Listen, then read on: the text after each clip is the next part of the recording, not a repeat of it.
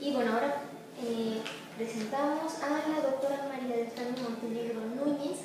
Ella es psicóloga egresada de la Facultad de Psicología de la UNAM. También obtiene una maestría en Psicología Clínica y por parte del Instituto Nacional de Ciencias Penales ella obtiene la maestría en Victimología y el doctorado en Ciencias Penales y Política Criminal. Cabe recalcar que la doctora María del Carmen Montenegro es una de las representantes de la especialización en Psicología Criminológica, posgrado que se está impartiendo en la Facultad de Psicología, por lo cual su participación en este evento me es muy grata y bueno, cedo la palabra a su disertación que lleva por título Principales causas de criminalización, pobreza y juventud. Muchas gracias. Gracias, Enrique. Gracias a los organizadores del proyecto de investigación que tiene como bien hacer algo que nos hace mucha falta y ese trabajo multidisciplinario, y a Edna que bueno, pues con mucha sorpresa la he visto aquí. Ella es psicóloga y la veo muy activa y muy comprometida con los compañeros abogados. Sí creo que es importante señalar que los que me antecedieron, el doctor bien señala que por lo regular la criminología se da junto al derecho. Yo creo que son muchos los que han ocupado la criminología desde el derecho, pero estamos haciendo nuestros esfuerzos en la propia UNAM, en la Facultad de Psicología, bajo tres discursos, porque pareciera ser que en psicología se nos ve más como este psicólogo forense, auxiliar del juez o del ministerio, limitado a hacer peritajes. Lo que estamos tratando en esta nueva especialización es justo, lo atraviesan tres discursos: el filosófico, la sociología también del derecho, y observamos con mucho respeto la dogmática jurídica, pero muy en el ánimo de poder identificar aspectos psicológicos que definen esos comportamientos. Lo que hoy presento fue un poco, quiero decir, y pido una disculpa pública a Edna porque creo que no coincidimos en los tiempos, entonces fue fuera de tiempo un poco decir, bueno, pero ¿cuál es la participación que debo de tener? Y muy a propósito de la doctora María Eugenia, hablar de la criminalización de los menores, pues me propuse compartir con ustedes datos, los jóvenes en datos. Y me parece que los datos son lo suficientemente elocuentes para poder establecer una condición. Sobre todo, he escuchado que, bueno, y lamento mucho haberme perdido el día de ayer con grandes historiadoras, igual el día de hoy, pues lo que yo ubicaría sería en términos del tiempo de 2006 al 2012, particularmente, que es donde centro mis datos y que es a propósito de la guerra contra el narcotráfico.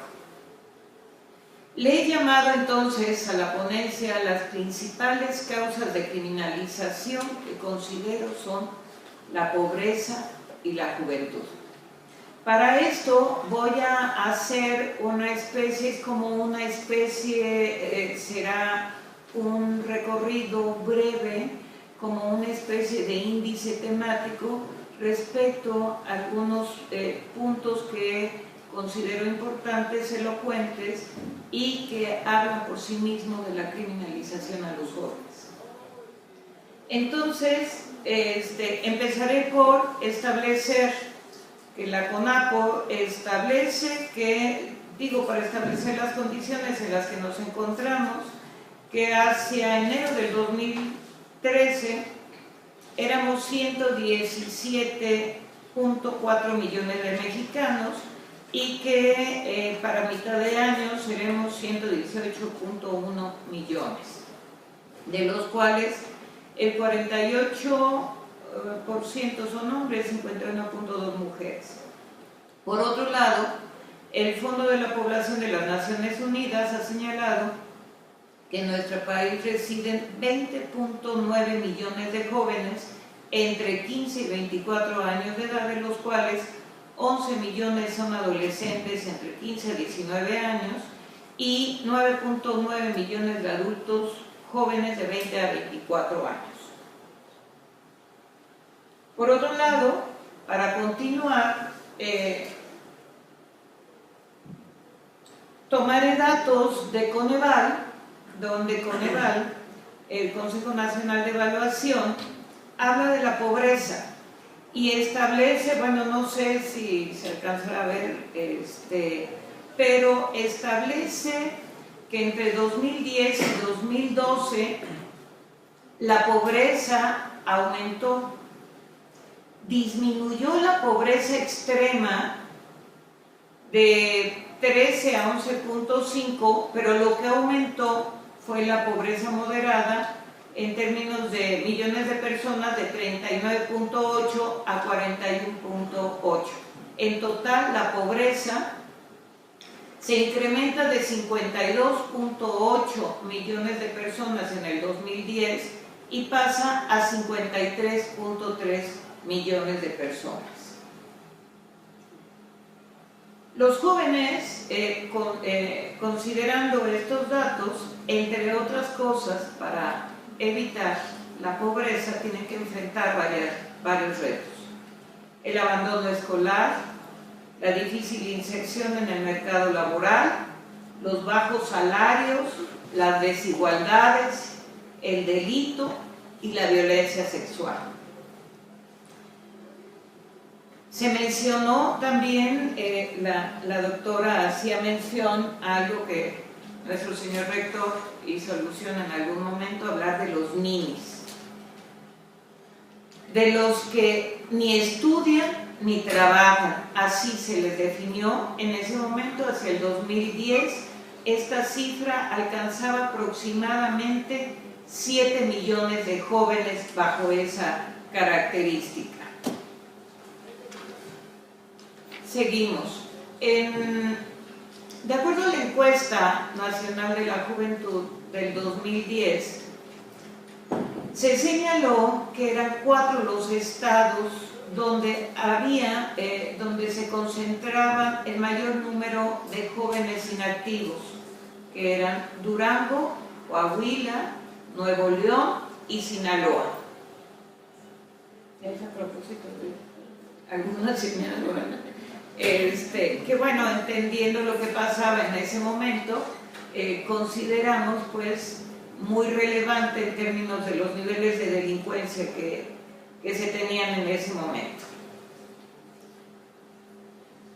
En nombre de los jóvenes siempre han estado, niños y jóvenes, porque esa es una gran dificultad que para los psicólogos pues resulta incluso estorboso en la actualidad hablar de los adolescentes, porque los adolescentes, de qué periodo a qué periodo, evidentemente las circunstancias sociales han generado condiciones totalmente diferentes. Hoy los adolescentes pueden iniciar a los 10 años, sobre todo particularmente, que hace ratito se mencionaba, la condición biológica de las mujeres se ha modificado, ¿no? Hoy podemos encontrar niñas que inician la menarca a los 9 años, podemos encontrar que a los 12 años las niñas son ya un tanto adolescentes, señoritas, y los niños pueden ser muy niños. Entonces es una dificultad pues en los términos. Yo he optado por asumir los planteamientos de la OMS, que los ha tomado el Instituto de la Juventud, y prefiero hablar de jóvenes que más o menos fluctúan entre los 15 años y los 29 años. Normalmente en los discursos políticos, los niños y los jóvenes siempre han sido una bandera de alto impacto, y así inició su gobierno Felipe Calderón, con un eslogan muy elocuente donde se señalaba o se justificaba: para que las drogas no lleguen a tus hijos. Justificaba así la necesidad de iniciar la guerra contra el narcotráfico. Pero ¿cuál era la amenaza para que las drogas no llegaran a nuestros hijos?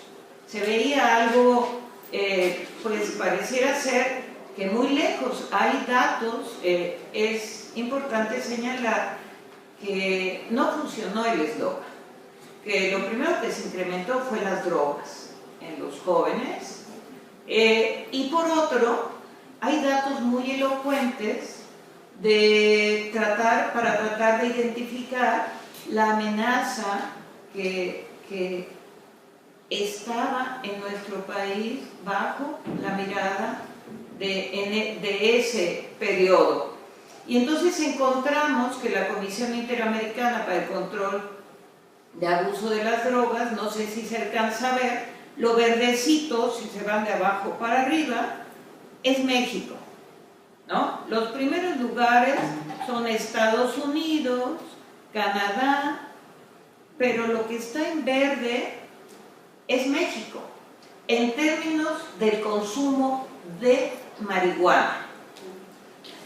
Pasamos a la siguiente gráfica y vemos que sube un poco, el verde es México, sube un poco, estamos en mejor sitio con respecto a la cocaína, pero de ninguna manera se apreciaba como un país consumidor o altamente consumidor. La siguiente gráfica nos presenta las anfetaminas y México pues está en último lugar. Esto es datos que simplemente pueden generar las condiciones para apreciar cómo estaba el país en ese momento. Hay un autor que no lo traigo ahorita, Guerrero, de apellido Guerrero, que hace un análisis muy interesante de los niveles de violencia que se encontraban en ese momento en el país y que iban hacia la baja. La siguiente gráfica lo que expone, de acuerdo a la Encuesta Nacional de Adicciones, es el incremento que hubo de las drogas entre el 2002 y 2008. Y entonces, como pueden ver, ¿no?, el color anaranjado del 2008 pues incrementó. Ahora, sin perder de vista que estamos relacionando pobreza y juventud, pues podemos señalar que hay una serie de drogas que no están consideradas dentro de estas encuestas. Creo que en breve podrán verse, que es el tiner y que es el cemento, ¿no? Y que por lo regular son productos consumidos por la población de pobreza extrema. Seguimos. ¿Pero qué sí trajo? Además de que las drogas sí llegaron a los jóvenes, también llegaron otras cosas más a propósito de la guerra contra el narcotráfico. Los jóvenes vinculados al crimen organizado y los famosos daños colaterales.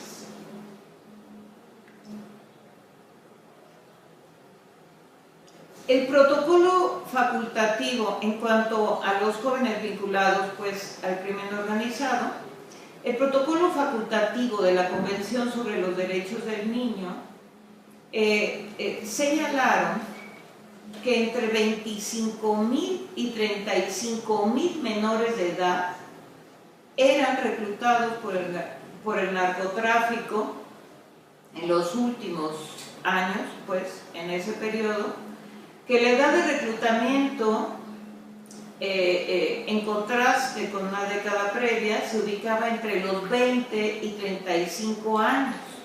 Y ya para ese momento, hacia el 2010, abarcaba entre los 12 y 15 años. Y esto sin dejar de reconocer que también hay datos recientes que hablan de niños de 9 años incorporados también. Entre el 2009 y el 2010 se incrementó 34% el número de adolescentes que habían cometido un delito, particularmente delincuencia organizada, portación de armas y delitos contra la salud como los principales. Entre esos, bueno, está la elocuencia, ¿no?, del Ponchis, que como decía el doctor Nava en su exposición, la cuestión mediática hacía ver que iban a agarrar, bueno, cuando lo agarraron, pues en términos de sobredimensionar una condición para tener beneficios secundarios, pues el Ponchis era un niño de la calle. El Ponchis lo debieron haber protegido como niño de la calle cuando tenía 5 años. Cuando lo detuvieron por primera vez lo soltaron y el periódico decía que lo habían soltado, un poco en la crítica, lo habían dejado libre porque era un menor de edad. Sin embargo, era un menor que debió de haber sido protegido, recogido, porque era un niño que fue abandonado, formaba parte de los niños que viven, 30,000 niños que trabajan o sobreviven en la calle. Salió el Ponchis, ¿no? Hace poco salió y la gente pues parecía muy preocupada, pero afortunadamente dicen, como tenía su nacionalidad norteamericana, pues fue extraditado. Pero esto se junta con un cambio en el nuevo sistema de justicia para adolescentes, ¿no?, donde se promueve que la reclusión para los adolescentes sea de manera excepcional. Pero estamos pensando, dice, las medidas para castigar, para sancionar, debe de ser la medida dentro de la comunidad o en el seno de la familia. Estamos hablando de una franja de niños que a veces no existe esa familia como tal, o al menos no como el imaginario, que son comunidades en las que pueden vivir, y hemos jugado un poco con la idea, incluso imagínense tantos niños de la calle, hablar de un arraigo domiciliario, o sea, la calle completa. ¿Cuál es? O sea, vivir en la comunidad o vivir en esas condiciones donde no se les garantiza el artículo 4 constitucional. Pero hay un dato también que resulta muy relevante. De acuerdo al nuevo sistema de justicia para adolescentes, dice que la reclusión es excepcional para que después de ser recluido regrese a la comunidad en condiciones de menos vulnerabilidad. El asunto se oye muy bien, no sé cuánto vaya a pasar para que se logre instrumentar esto. Ojalá que por ahí vaya el asunto, pero uno se preguntaría cuál es la reinserción de los jóvenes, además de abrir la puerta de un sistema penitenciario, de un sistema, hoy no es tutelar, comunidad para adolescentes, ¿no? ¿Cómo se le va a hacer para que regresen muchos de estos adolescentes que por lo regular no es que sean los únicos que delinquen, el asunto es que son los que no tienen dinero para haber evitado llegar a donde llegaron? ¿Cómo van a llegar a su comunidad en condiciones de menos vulnerabilidad? Entonces, pues evidentemente que esto plantea un gran reto y nos plantea a los que somos psicólogos, pero a los abogados y demás, un reto para replantear y resignificar también nuestras formas de operar, de intervenir, etcétera. Porque este nuevo sistema de justicia para adolescentes genera mucho esta condición de la educación, etcétera, pero tampoco es tan cierto que para los psicólogos es una especie de adoctrinamiento, generar talleres, ¿no? Promover en ellos que se porten bien, etcétera, cuando no cuentan con las condiciones mínimas indispensables de sobrevivencia. Sí, es un reto, pues, que mucho tenemos que hacer. Hay otro punto que lo que les digo es que en este pasaje breve, véanlo como una especie de tópicos, de un índice temático, donde otro de los puntos que se dio y de lo cual fueron un blanco frecuente los jóvenes fue el famoso daño colateral, de lo cual no fueron solamente objeto los jóvenes, pero cuando se trataba de jóvenes venía una condición complementaria. Por daño colateral, al menos el diccionario lo define, es un término de uso fundamentalmente militar y está referido a los daños no queridos que se producen como consecuencia del daño intencional provocado. El asunto es que este daño colateral, con mucha frecuencia, no se reconocía en primera instancia. Entonces, estas son notas sacadas de notas periodísticas simplemente donde llegaron y se balaceó a jóvenes en una cancha de fútbol, en una discoteca, etc. Inclusive hay un alumno de la Facultad de Psicología en el estado de Monterrey que fue muerto. Y lo primero, antes de investigar cualquier cosa, venía el siguiente daño colateral. Es que eran jóvenes asociados al crimen organizado. Por ejemplo, en el caso del joven que murió en Monterrey, que fue por intercambio de la movilidad estudiantil, pues un chico sobresaliente, fue por una cuestión de una relación pues de pareja, celos, algún compañero. Él muere y bueno, pues con un libro de Freud casi en la puerta del TEC, y pues fue seguramente vinculado al crimen organizado. Entonces, lo que vivieron muchas familias es no solamente el error cometido, no solamente la muerte de inocentes, sino además la estigmatización de la familia socialmente, su hijo asociado al crimen organizado, y por eso murió. Entonces, bueno, venían disculpas y mil disculpas, pero estos daños colaterales generaron muchos problemas que sobredimensionaban la muerte de estos jóvenes.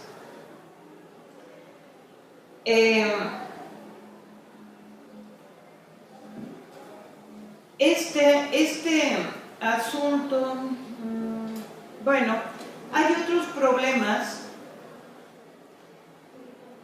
que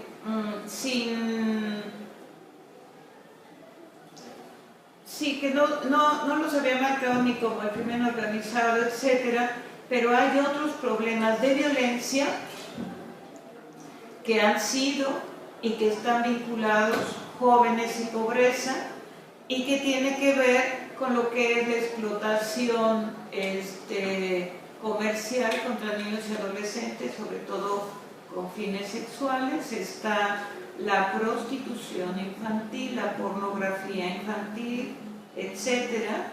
Hacia el 2010, el informe del relator especial sobre la venta de niños, la prostitución infantil y la utilización de niños en la pornografía, hizo un pormenorizado documento sobre todo lo que sucedía en la zona de la Merced, etcétera.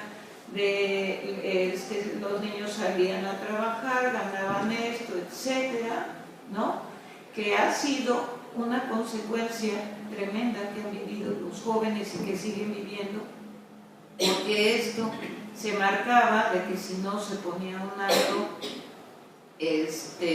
pues se iba a desbordar. En la actualidad son muchos los niños utilizados, son muchos los niños que no solamente viven una situación de daño yo les pregunto a los estudiantes que están trabajando, por ejemplo, tesis al respecto de esto, ¿en qué momento empieza el daño emocional o el daño moral? En el momento que sacan la fotografía, en el momento que se prostituye, empieza desde antes, cuando esas condiciones de pobreza extrema los orillan a vivir, a ser víctima de violencia sexual. Hay otros puntos, bueno, ahí están.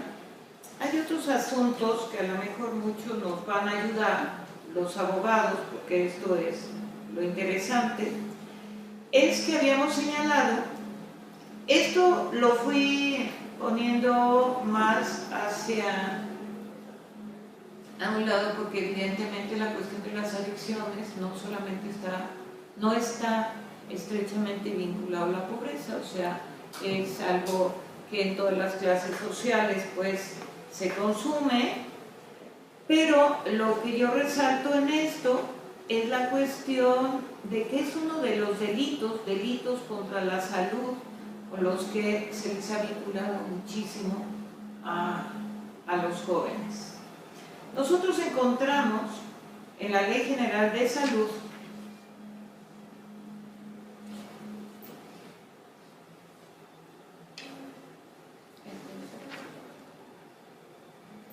ahí está, ¿no? Nosotros encontramos el que sigue, por favor, que en el artículo 479 de la Ley General de Salud se señala la cantidad permitida para las personas que consumen algún tipo de drogas. Obviamente esto lo que dicen es para su estricto e inmediato consumo personal. En la actualidad pues el debate que hay se habla del uso recreacional, etcétera, que bueno, aquí evidentemente no se señalan esas partes, no sabemos en qué tono está, porque aquí la pregunta es retomar este debate que de repente estuvo muy en todos los medios, desafortunadamente creo que ha disminuido, pero que al menos desde la psicología lo consideramos sumamente importante. Las adicciones es un problema de salud pública o es un problema de seguridad pública. Y ese es el gran debate. Respecto a esto, bueno, pues en términos de las cantidades aquí expuestas, pues yo supondría que no sería una atribución para personas adictas, porque las personas adictas quizá tendrían la necesidad de un consumo mayor. Pero en términos de lo que hoy me ocupa es lo que viene.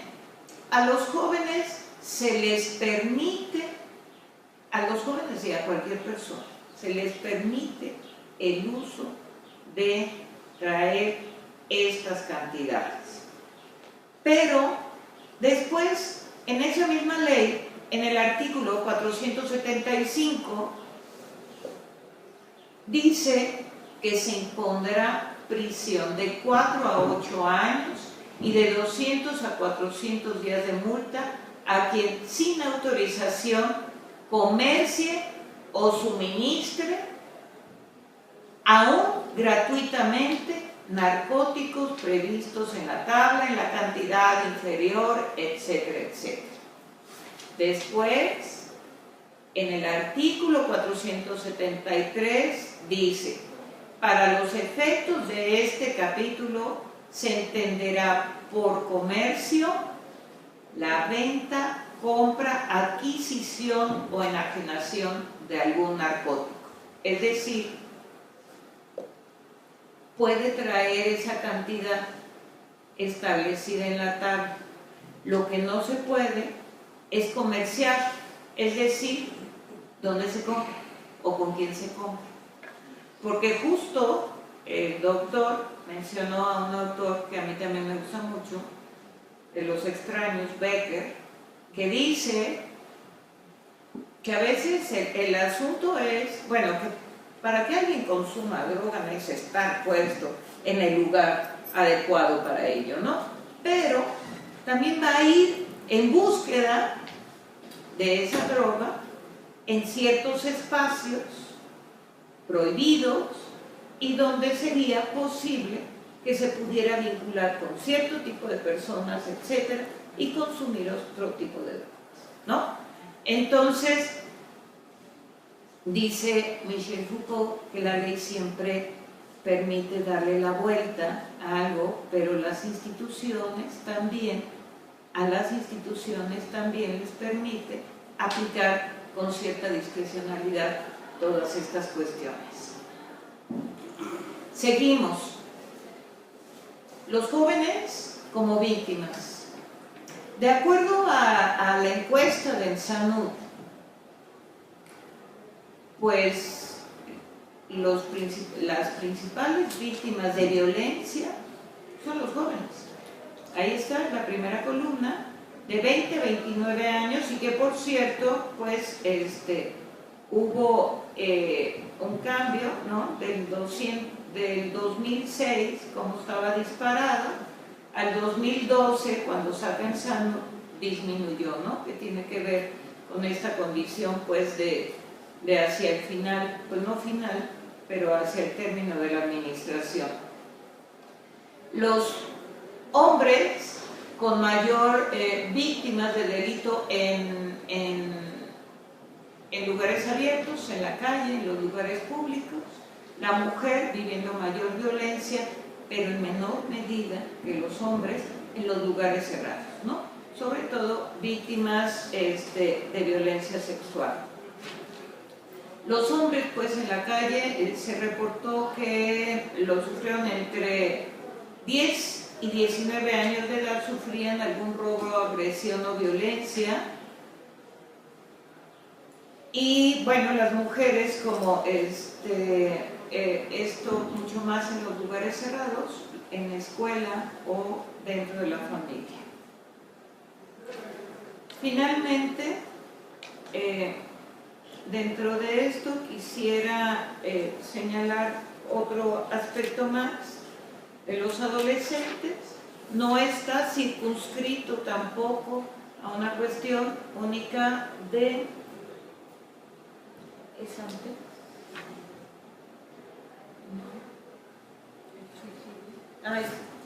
Sí. El incremento tan terrible que ha sido el suicidio de los jóvenes, que de acuerdo a CONAPO aumentó en 459%. Asimismo, se incrementó los intentos de suicidio en esta población de jóvenes. Inclusive datos epidemiológicos están reportando intentos de suicidio de niños de 9 y 10 años.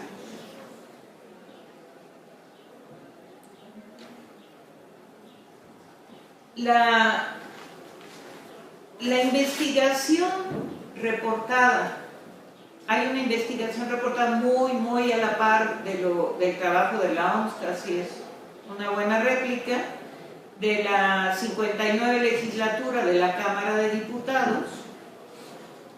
Realizó una investigación con base en los planteamientos de la OMS y afirman que las causas de vulnerabilidad para sufrir trastornos mentales, que hace rato también lo escuché, por supuesto que los trastornos mentales sí son condiciones sociales, aunque más allá de eso, como diría Foucault, sí hay un reconocimiento y una aceptación a la enfermedad.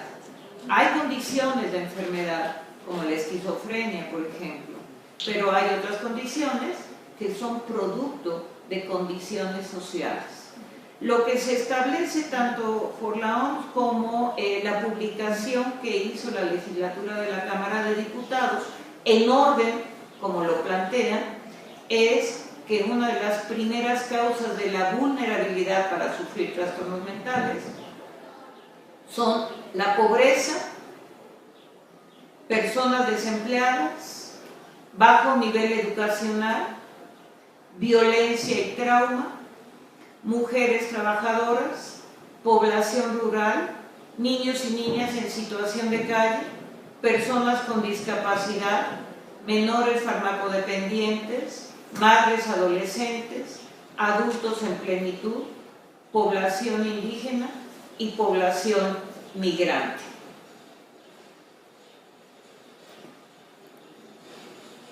Para terminar, recojo también datos de los discursos, pues algo que recientemente se habló mucho a la luz de los 20 años del asesinato del candidato a la presidencia Colosio.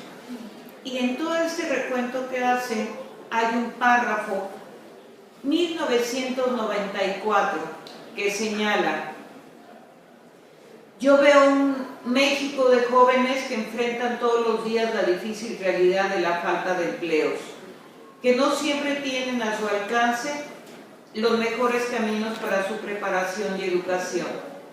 Jóvenes que muchas veces se ven orillados a la delincuencia y a la drogadicción. Todo parece indicar que los jóvenes, después de 20 años, están en peores condiciones de como se vio en el 94. Recojo otras frases. Kofi Annan: una sociedad que aísla a sus jóvenes corta sus amarras, está condenado a desangrarse. Y de Quino: tal vez algún día dejen a los jóvenes inventar su propia juventud.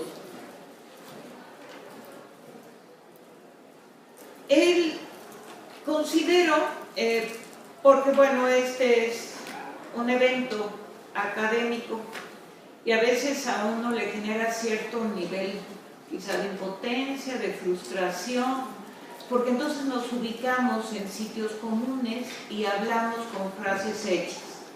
Y entonces decimos, debe de haber más políticas públicas. Yo creo que sí debe de haber políticas públicas más que el modelo prohibicionista, porque eso es lo que siempre está en contradicción. Pareciera ser que todo se facilita a través de más leyes o más severas. La discusión respecto a bajar la edad penal para castigar a los jóvenes es algo que se ha venido discutiendo y se seguirá discutiendo. Pero me parece que el asunto no está ahí. El asunto no está en las leyes. Los niveles de corrupción en este país son muy altos. Leía que de cada 100 homicidios, 6 se castiga, y de cada 100 robos son 6 los que se castigan. Es decir, el nivel de corrupción es muy, muy alto. Y si bien en todas las clases sociales se cometen delitos, pues los que llegan a la cárcel, los que se ven castigados, no son de todas las clases sociales. O sea, sí es una franja muy particular de pobres, que son los que llenan estos lugares. Me parece que hablar de una pobreza de 50 y tantos % y estar pidiendo por otro lado que se baje la edad para sancionarlo, me parece que es un desacierto, pero es algo que pareciera ser que está, que esa condición mediática es la que ha penetrado en todos nosotros, ¿no? Ya quedamos tranquilos con que se llevaran al ponches, pero yo creo que debe de haber muchos ponches. Y el asunto es que pareciera ser que entra un poco de tranquilidad, ¿no? Como hace ratito decían, bueno, mejor que la dejen en el hospital, ¿no? Así hay alguien que se ocupa. Los papás siempre se tranquilizaron cuando las jóvenes, sobre todo las jóvenes por la virginidad, hoy no les preocupa mucho la virginidad, hoy preocupa mucho más que los hijos se vinculen al crimen organizado que la virginidad, ¿no? O sea, son condiciones diferentes, pero que siempre estigmatizan muchísimo estas condiciones. Los jóvenes se aburren en la escuela, La escuela es verdaderamente aburrida, no da muchas alternativas, ¿no?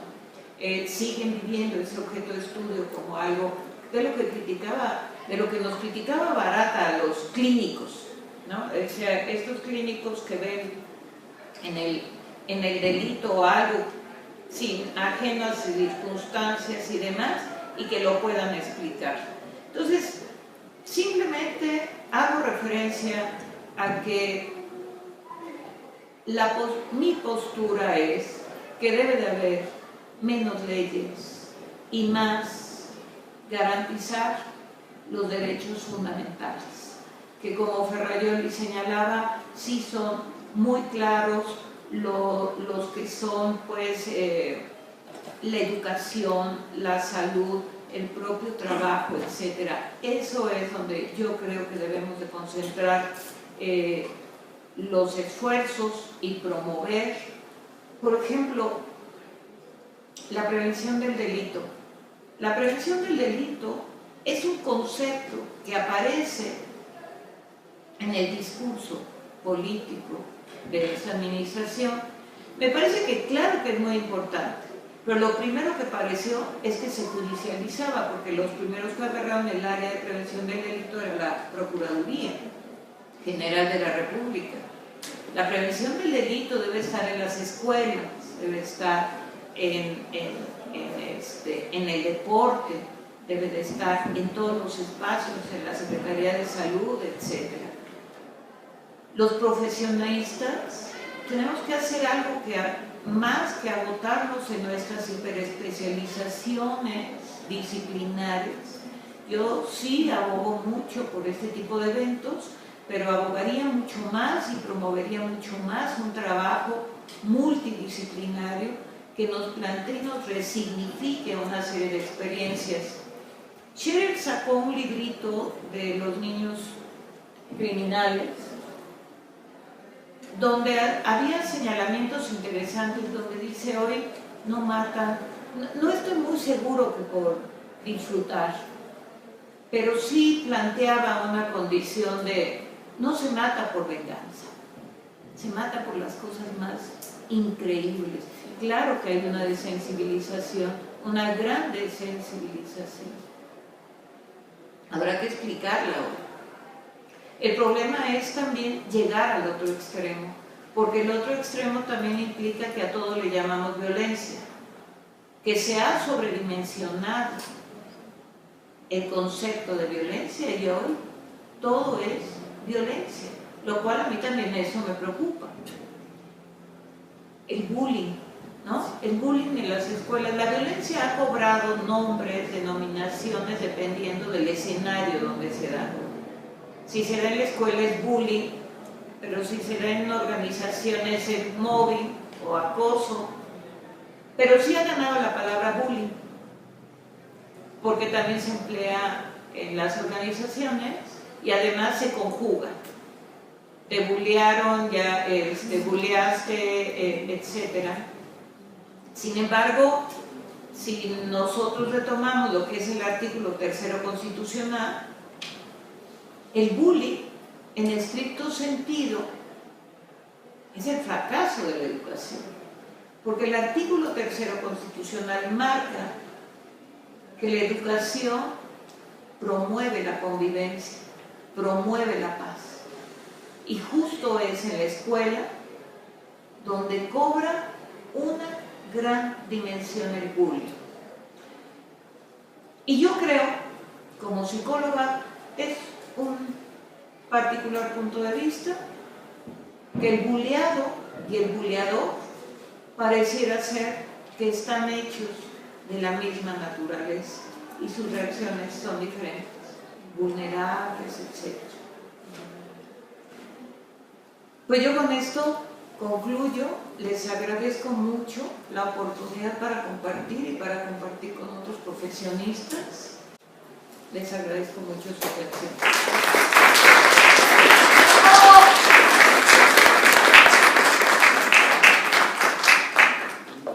Muchas gracias. Bueno, pues evidentemente un tema sumamente interesante, complejo, que ya de por sí solo corresponde a todo un campo de estudio.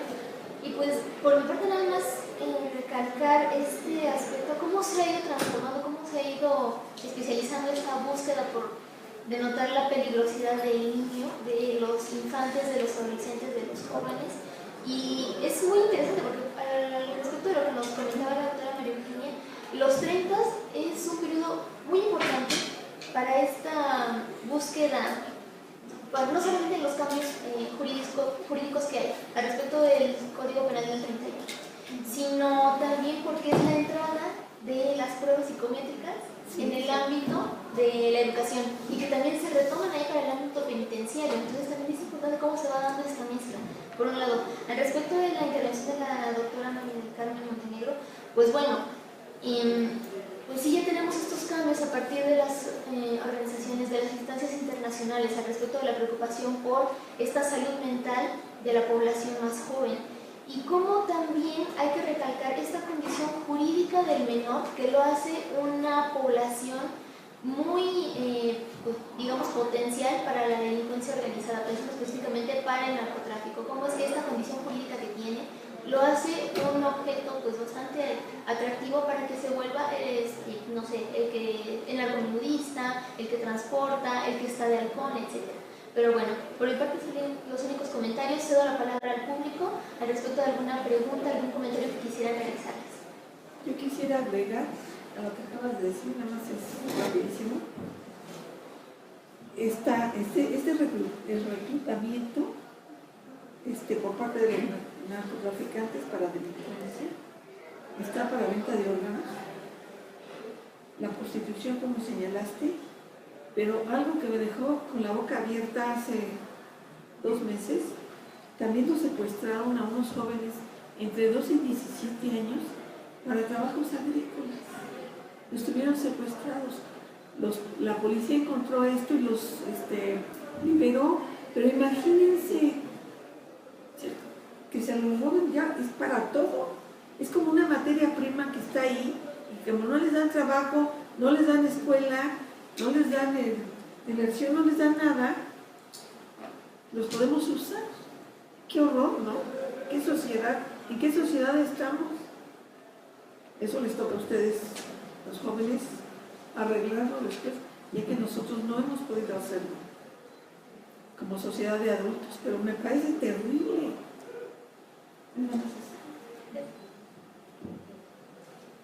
¿Alguna pregunta que quisieran realizar? ¿Algún comentario?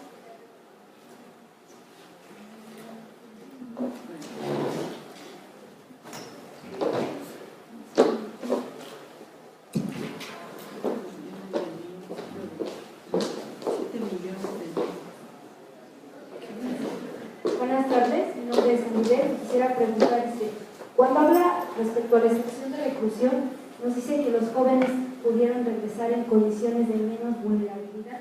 ¿Esto sería obligatorio como seguimiento a su tratamiento o sería como una invitación para la toma de un permiso? No, esto es, todo lo que traje hoy fueron datos, esto viene en la reforma de la justicia para adolescentes. Entonces lo que dicen es casi primera llamada, ¿no? Una amonestación, un extrañamiento, es un poco esa la situación. Y dice, en caso, es tomado SIC, o sea, en casos excepcionales se debe de dar la reclusión para que posteriormente, y dentro de la reclusión, ahí vienen otros puntos, deben de recibir educación y talleres y trabajar con la familia y demás, para que a su regreso a su comunidad, puedan regresar en condiciones de menos vulnerabilidad, ¿no? Entonces, mi reflexión respecto a ese texto es, ¿cómo le hacemos? Alguien comentaba en alguna ocasión, voy a traer un instrumento estupendo, bueno, psicólogos, alguien decía, traigo un instrumento excelente que hicieron los holandeses respecto a identificar las posibilidades de volver a delinquir. Dice, ¿en serio? ¿En serio requieren un instrumento? O sea, a ver, ¿a dónde vas? ¿No? vas a salir, ¿en dónde vivías antes? Estamos hablando que muchos de estos eran niños que vivían en la calle, o que han sido, ¿no? Pero las condiciones sociales de la parte que hoy yo estoy comentando, muy complicada. O sea, no hay casas, no hay familias. Bueno, a veces se saben de muchos casos que reinciden para tener comida y casa, ¿no? Entonces, ¿cómo? Porque ese es el meollo del asunto del artículo 4 constitucional. Coadyuvar en la calidad de vida de las familias. ¿Cómo se le hace? Sí necesitamos otro tipo de políticas públicas, porque me pareció que fue la doctora María Eugenia que dijo, bueno, finalmente son políticas en el mundo entero, ¿no? Que cómo se le hace para que todos puedan tener una casa, cómo se le hace para evitar la reincidencia en jóvenes que no han tenido escuela, que no tienen, y que el sistema de exclusión es total. Yo sé que, por ejemplo, CONAPRED, digo, hablando de datos y datos, dice que la primera razón de discriminación creo que es el color de piel morena, ¿no? Entre mexicanos. El ser homosexual va como en tercer lugar hoy o cuarto, el ser indígena, ¿no? Pero yo preguntaría aquí en términos de hablar de estereotipos y creencias, ¿cuántos les daríamos alojamiento a alguien que acaba de salir de la cárcel, ¿no? O cuando, porque hay frases muy bonitas que dicen, para que pague, le pague a la sociedad o pague con, ya no me acuerdo cómo va esa frase, ¿no? Tiene que pagar. Y creo que nunca terminan de pagar, porque siempre serán extreos, expresidiarios, exconvictos, Creo que, como diría Goffman, con el estigma, no hay manera. O sea, Goffman dice, el estigma jamás se va a borrar, por más que se trabaje para ello, ¿no? Entonces, tremendos nadadores, sin manos o sin pies, se dice, qué buen nadador, y eso que no tiene pies ni manos, ¿no? O sea, el estigma no se borra.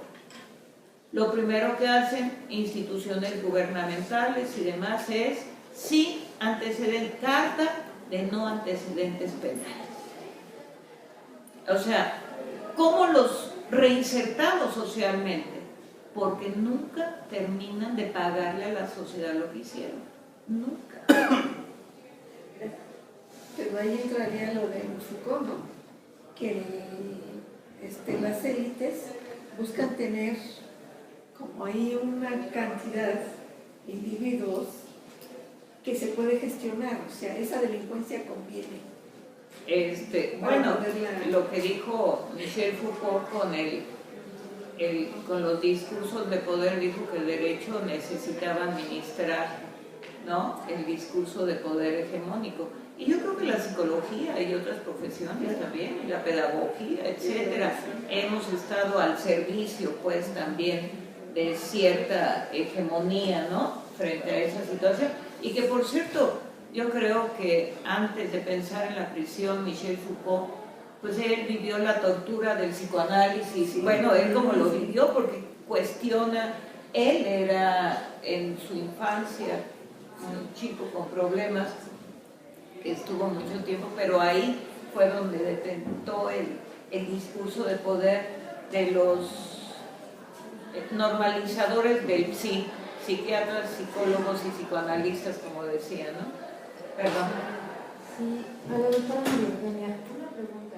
Comparativamente entre este sistema correccional de la época, bueno, de los 40 años, y el sistema actual, este sistema de protección hacia los menores, ¿cuáles son los elementos que quedan pendientes? Porque, bueno, claro que está el asunto de el reconocimiento de los derechos de los menores, y el punto sería, ¿cuáles serían, ya este blog el reconocimiento de que, bueno, el menor es un sujeto con derechos, que se resguarda, pero a nivel operativo, a nivel ya de la aplicación de esta ley, ha realizado estudios en los cuales se muestre cuáles son los puntos que quedan pendientes.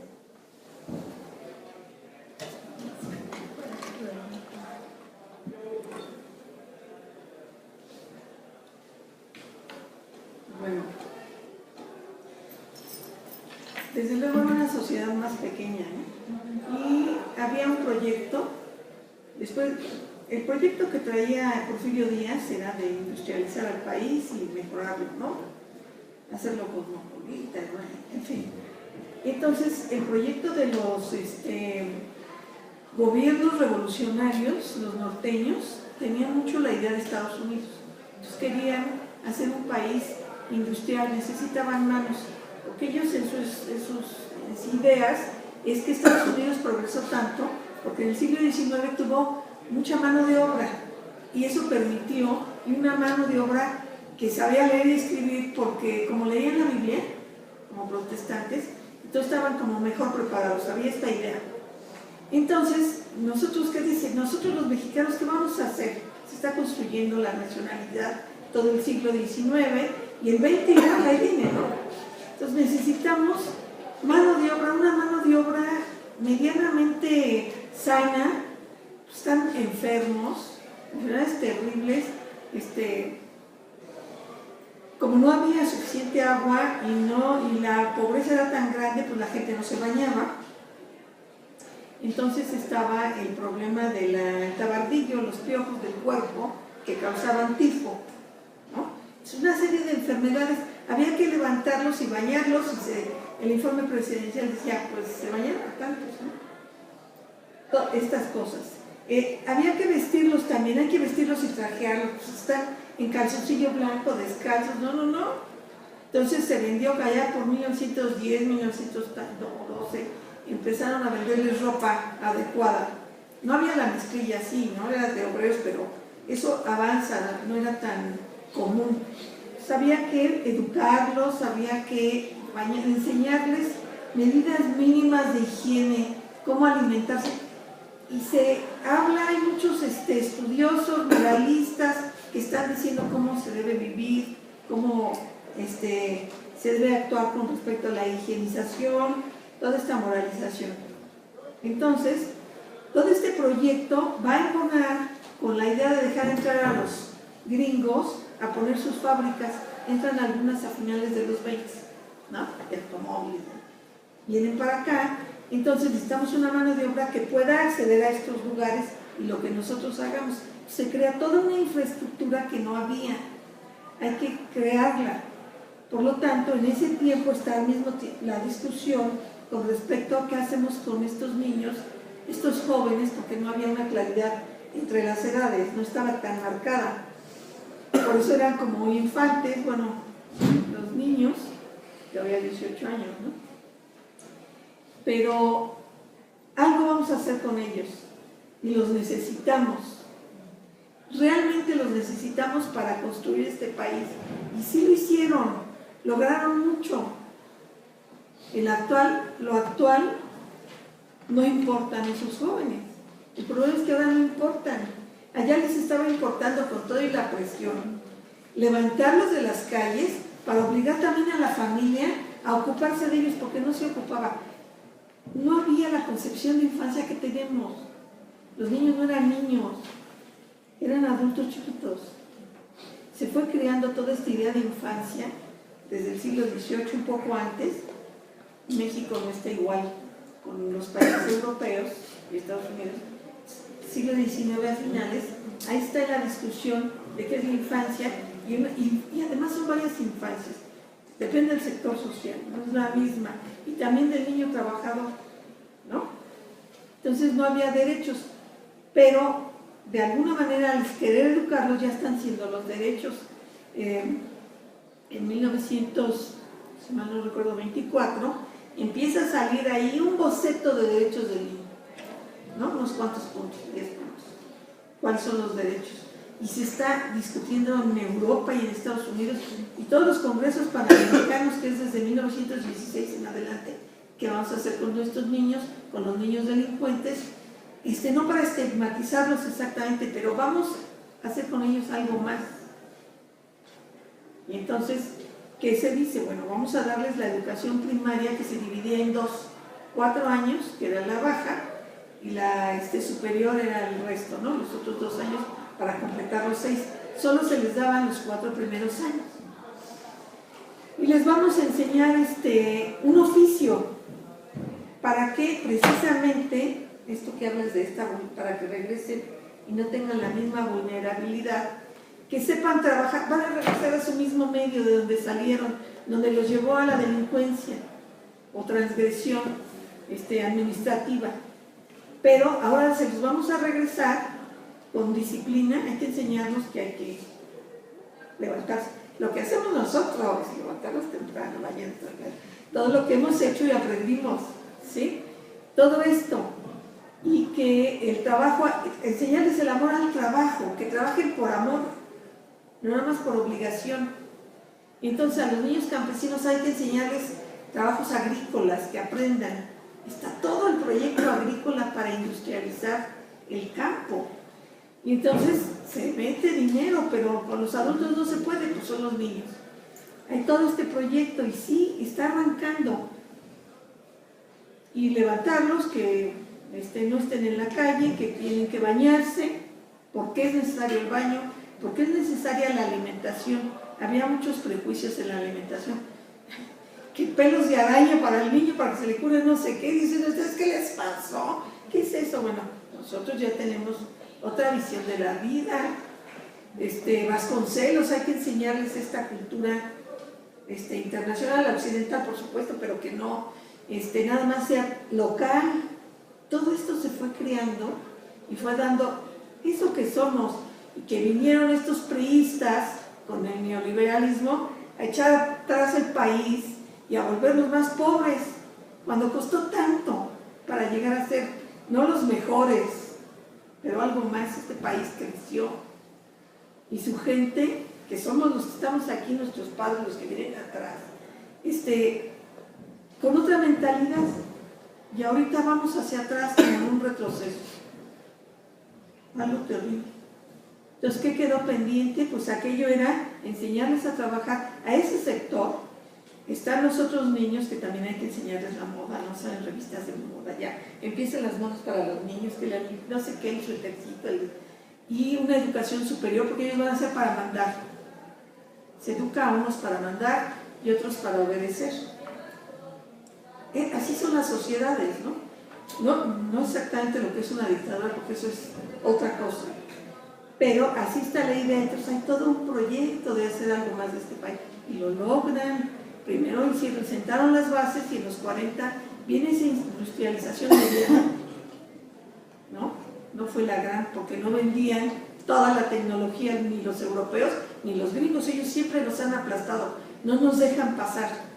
Y nos obligaron a entrar en el neoliberalismo como mano de obra de la más barata. Y nos dieron a la torre, porque hubo quien les creyó que vendiendo fresa íbamos a salir. Vean cómo estamos. Estos que estudiaron los Chicago Boys, que estos grandes políticos que estudiaron en Estados Unidos, acá, las grandes universidades, y hundieron este país. Vean los países de Oriente, unos chiquititos, ¿cómo están? ¿Qué pasó? ¿Por qué nosotros no estamos mejor? Es un país que podría producir con buenos organizadores. Están ustedes, que son los que van a tener que dar el cambio. Ojalá. Ya dije mucho. No sé si contesté tu pregunta. Yo creo que sí. Ahora no hay posibilidad, no hay nada para estos jóvenes. Cuando lo dije, cuando iba a entrar Fox y lo venía yo diciendo, bueno, casi me atacaban en la calle. Entonces, que Fox va a resolver todo. Ajá. ¿Qué? Hubo amistades que le entregaron un proyecto de cómo mejorar al país. A Fox se lo mandaron, le dije, ay, ¿viste qué? Seguro que le va a tomar en cuenta, le tiraron la basura. Bueno, yo solo quería felicitarlas porque las ponencias fueron excelentes, de una gran calidad. Y bueno, pues sobre todo la ponencia de la doctora Montenegro, pues me pareció demoledora, me entristece, porque nos hace, bueno, me hace creer que este país no tiene un futuro, o tiene un futuro muy negro, y se halla muy impotentes sin saber qué hacer o cómo ayudar, porque a los jóvenes se les golpea por todas partes. Ahora hasta los priistas y el presidente quieren poner una censura en internet, sí. Entonces, sí, digo, pues, habrá que ver cómo podemos colaborar o cambiar las cosas. Creo que Lozano a la una iba a decir que no. Sí. Lo de internet no. Muchas gracias.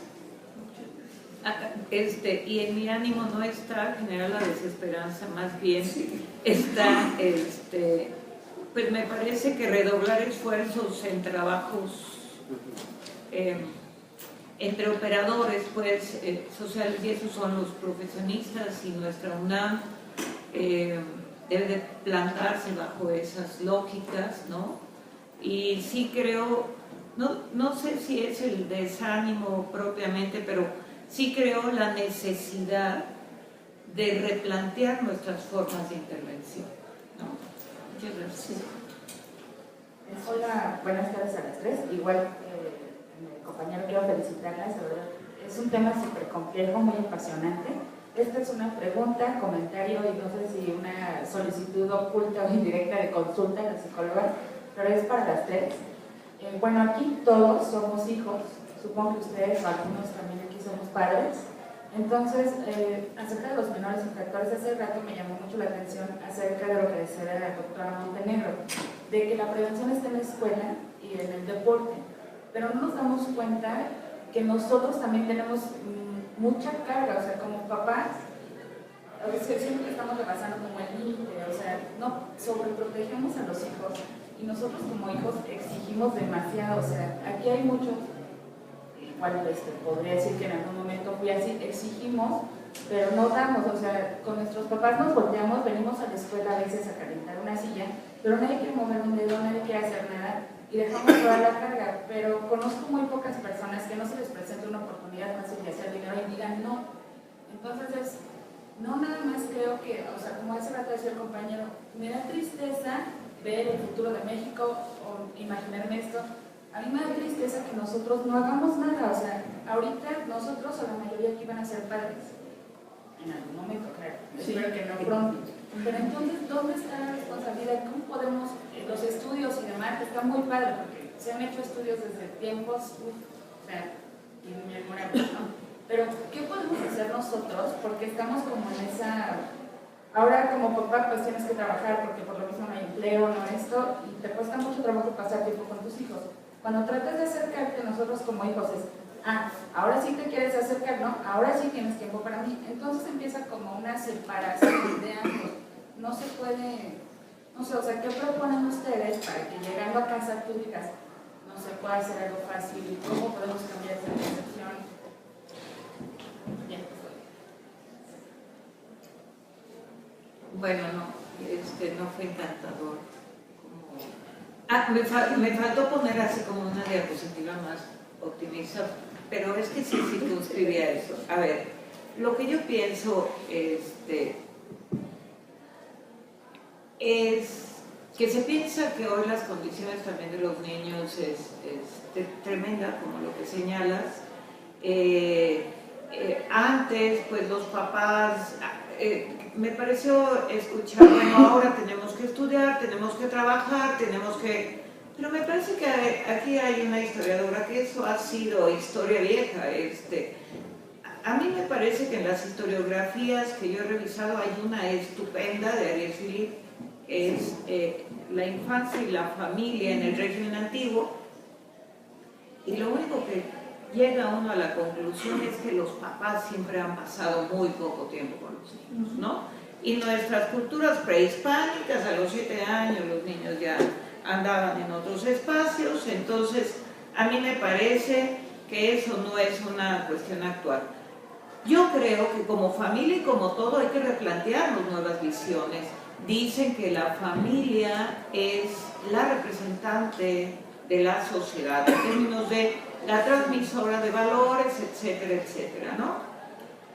No, yo creo que tenemos que reconstruir y replantear desde los profesionales nuevas concepciones acerca de la familia. Podemos ver los encuentros todavía terribles de jóvenes que no se atreven a decirle a la familia que son homosexuales, por ejemplo. Excluidos, se sienten igual que a principios del siglo XIX. Defraudados los padres por la orientación sexual del hijo en la actualidad, ¿no? Entonces sí me parece que la sociedad va en una condición por un lado y las familias van por otro. Yo no creo que todo el delito pueda ser explicado a la luz de la falta de valores. Son valores diferentes, son circunstancias diferentes. Y a mí me parece que el gran problema es querer tener el imaginario de la familia, que también me asusta, del siglo XIX, principios del XX, donde, dirían los teóricos de los derechos humanos, tienen que existir los derechos para proteger a los niños hasta de sus familias y de la cultura. Por eso había que generar. Hay un libro muy bonito de Alice Miller que se llama La pedagogía negra para comprender un poco esta condición de la familia. Lo único que yo pienso es que disciplina no es igual a educación. Que es un poco lo que señalaría Foucault con vigilar y castigar. Una cosa es educar, y educar bajo los principios de una familia moderna, donde papá y mamá tienen que salir a trabajar. Donde de pronto, como diría Celorio, hay que desconfiar de todos los mayores de 30 años, porque uno puede decir, en mis tiempos, ¿no? Pero en mis tiempos, mi papá o mi mamá nunca se sentaron a hacer la tarea con nosotros. Pero eso son frases hechas que sí denotaban una condición de familia y escuela diferenciada, donde la escuela asumía su responsabilidad. Luego se les ocurrió que debería de haber una gran interacción entre la escuela y la familia. Y entonces haber una corresponsabilidad, ¿no? Donde se le dice a los padres, usted no se preocupe, si el niño no hace la tarea, aquí recibirá las consecuencias. Y entonces le mandan escritos, ¿no?, a los padres, manuscrito, el niño no sabe escribir así, no sabe leer así. Ustedes padres no se preocupen, pero ahí te va. Tu hijo no quiso trabajar, tu hijo no quiso traer la tarea, ¿no? Es decir, si este niño no trae la tarea, es un problema de familia. Y eso está muy complicado hoy, explicar el delito, porque estamos en ese tema de la criminología. La criminología abarca muchísimas más cosas, pero estamos en ese punto. No se logra explicar. A mí me parece que los psicólogos a veces caímos o seguimos cayendo en frases hechas. Si es un problema de niños, es un problema de límites. Lo que nunca me ha quedado claro es si para quitarlos o para ponerlos. Si es un problema de familia, es familia disfuncional. Y si es problema de pareja, es un problema de comunicación. Y no es cierto, se agotó la comunicación, ya no hay necesidad de hablar. Entonces sí me parece que no podemos seguir tratando o evocar viejos tiempos que fueron muy violentos, también en la escuela, porque el famoso golpe, barazo y demás era en la escuela y era en la familia, ¿no? Así que de repente hoy se pueden encontrar personas sexagenarias diciendo, ay, pero ¿cómo me pegaron? Le pegaban a todo mundo, o sea, golpeaban a todo mundo, era terrible. Y entonces el padre ¿no? Ya nada más con eso era así para que todos temblaran. Y la nostalgia del autoritarismo, ¿qué tiempos aquellos donde nos controlaban con la mirada? ¿Y qué sucedió? Una mejor sociedad, y hay muchas historias que cuentan problemas de enfermedad mental muy serios. con eso. Hay una que hoy lo podemos leer diferente, Periquillo Sarmiento en algún párrafo dice, y esos tiempos donde uno de los profesores trataban de describir pues el desorden, uno de los profesores me castigaba sin clemencia y otro me acariciaba sin pudor. Bueno, cuando leímos eso en la preparatoria, que nos obligaban a leerlo, nadie se escandalizó con el sin pudor. Pareciera ser que era algo que era invisible. Hoy el problema y el temor, he conocido gente en clínica que no lleva a sus hijos a la escuela por temor del abuso sexual.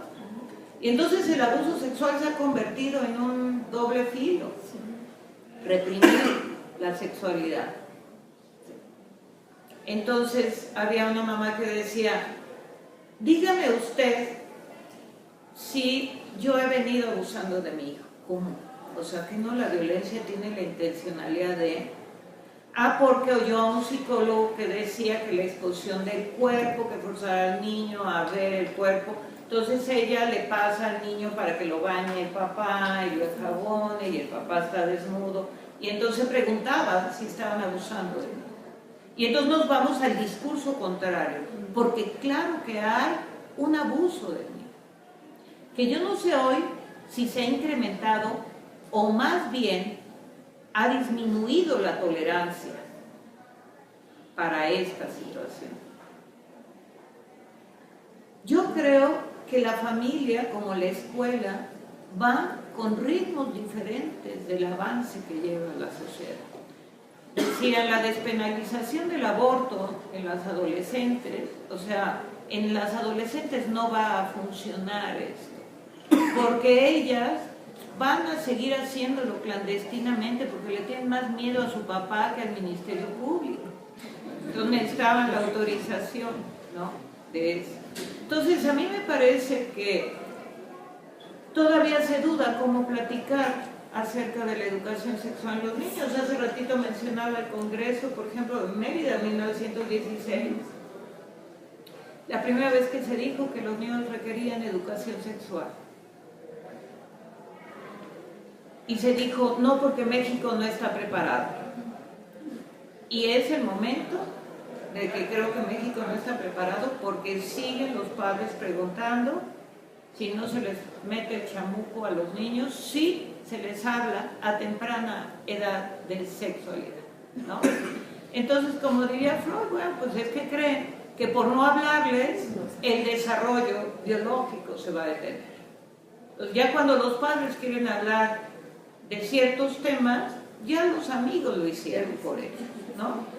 Entonces a mí me parece que hay que reconocer lo que es la educación, hay que establecer congruencia con la cuestión de las escuelas, y yo me sumo a lo que dices en términos de no podemos entrar en ese desánimo de decir, pues como está del demonio las cosas, pues no hay que hacer nada. No, yo creo que hay que hacer mucho con la parte que nos toca. O sea, si podemos con nuestros hijos, pero también como profesionistas, en el espacio que nos toque, generar condiciones diferentes para que los padres se sientan menos culpables y demás. Yo lo que les digo es, los tiempos han cambiado y los padres ya no vivimos el síndrome del nido vacío. Ahora vivimos el síndrome del nido sobresaturado, porque los jóvenes de 30, imagínense, jóvenes de 30 años, casi adolescentes de 30 años, no salen a trabajar, pero no salen a veces no por voluntad, ¿no? Claro, son pocas las oportunidades y es poca la creatividad también, ¿no? Pero no podemos dejarlo todo hacia afuera. Como profesionistas, ¿qué hacemos? ¿No? Y sí me parece que una de ellas es no generarnos tanta culpa, porque una de las cuestiones que afecta emocionalmente a la gente es pensar que todo está en mí y no existe todo lo demás de afuera. Y cada vez que uno puede trabajar con la gente, y cuando alguien dice es que yo me sentía tan mal de chiquito porque mi papá no estaba conmigo, un joven de 30 años, pues uno le dice, si supieras qué tan parecido eras a tantos, porque el papá, o sea, o tenía mucho trabajo o no estaba. Ha sido una figura más circunstancial el padre a través del tiempo, a diferencia de la madre, ¿no? Entonces yo creo que es desnaturalizar ciertos imaginarios y tener que replantearnos no la evocación del autoritarismo en las familias, sino la mujer tiene que salir sin culpas a trabajar y a estudiar y a superarse. Y no solamente eso, se han generado condiciones diferentes en el famoso envejecimiento. Hoy las abuelas tenemos más participación porque tenemos que cubrir muchas cosas que la madre no puede o el padre no puede, y entonces se están movilizando una serie de estrategias diferentes. Ya no es la abuela que no se mueve, etcétera. No, ya tiene una participación social diferente. Estoy de acuerdo contigo en la familia, pero como profesionistas, etcétera, hay muchas cosas que hacer. Yo sí me quedo un poco en el pesimismo de qué hacer con nuestro... A mí me acongojó mucho el ponchis, a mí no lo viví como amenaza. Yo dije, pobre joven. Y bueno, como material de desecho, ya no sirve. Ya no va a funcionar. Ya no hay futuro.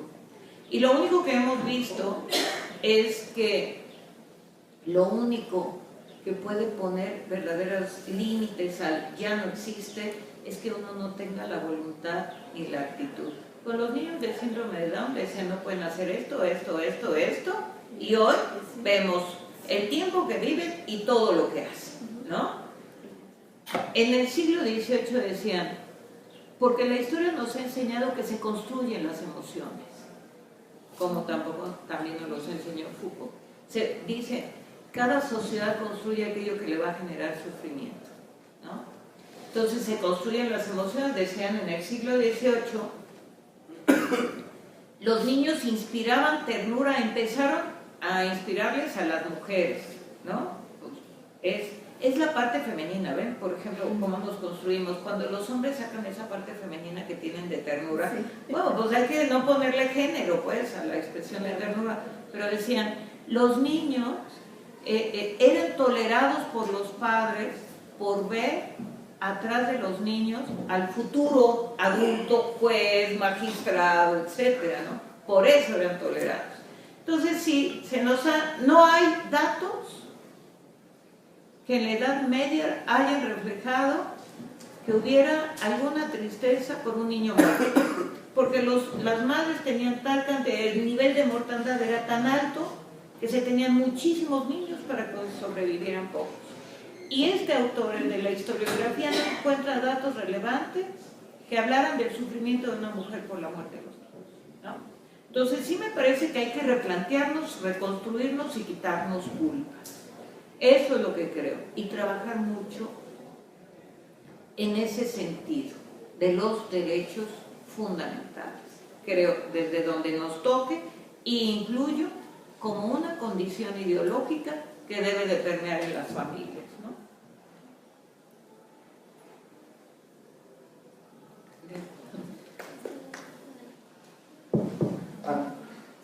Bueno, a manera de aportación, o bueno, más bien de comentario, me gustaría decir que pobreza y criminalidad, como lo había expresado el doctor, van científicamente de la mano. Y pues en este sentido, también el doctor había expresado que el talón de Aquiles de muchas explicaciones científicas pues es el hecho político, ¿no? Que a veces no está contemplado dentro de todas las hipótesis.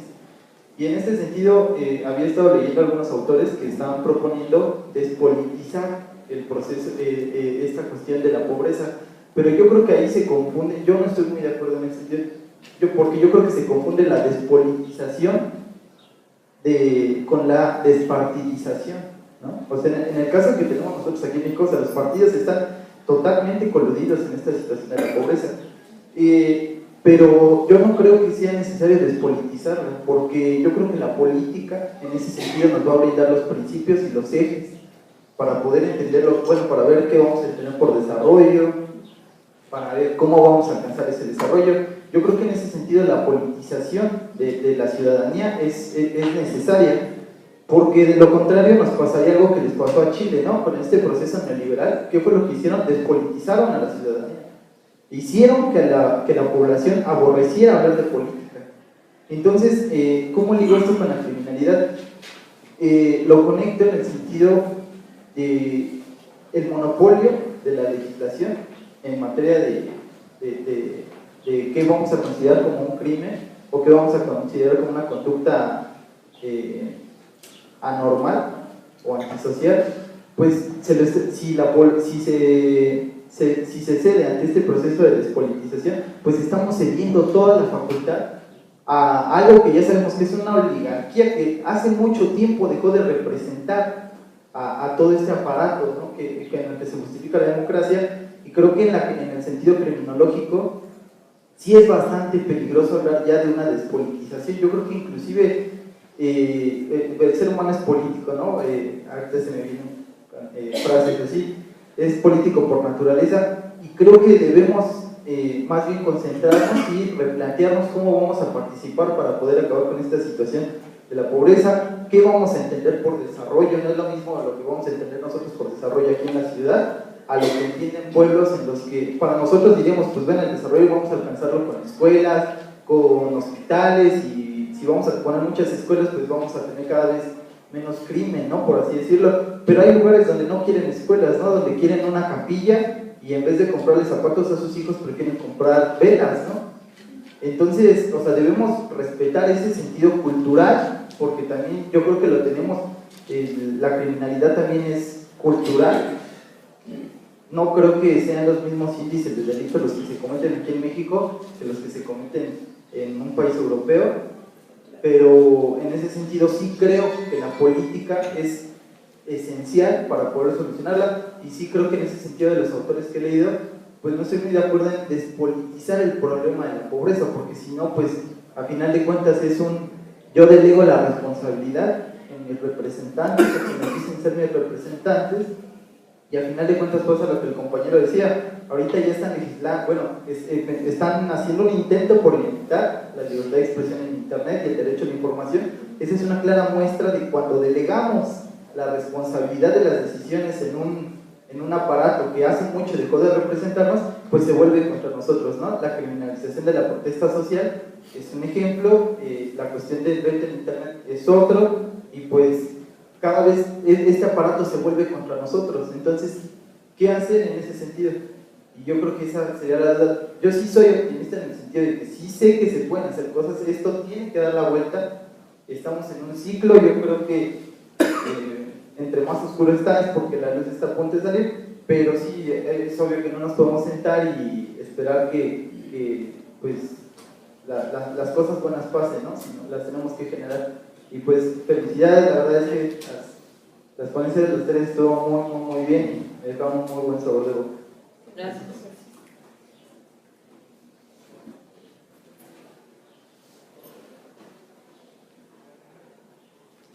Muchas gracias por los comentarios, por las dudas. Y bueno, antes de cerrar y retomando lo que el compañero nos menciona, pues sí, de hecho, pues se trata de una tarea ardua que nos compete a todos, de estas relaciones que no solamente es la dinámica familiar, pensando en la familia nuclear, en la familia extensa, sino de las redes que se tejen con la comunidad y con la sociedad. Entonces es una tarea que nos compete a todos y es latente, ¿no? Que no se trata de que ninguno de los que estamos aquí tiene una respuesta absoluta para cómo vamos a solucionar nuestros problemas. Pero bueno, sin embargo, esto pues ya debemos dar un cierre, dado que se trata de una actividad breve.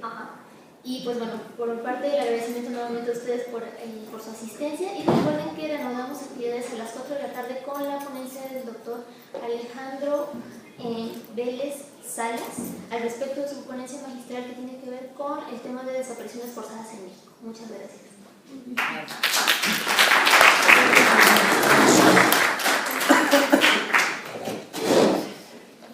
Otro tema, ¿no? Las desapariciones forzadas.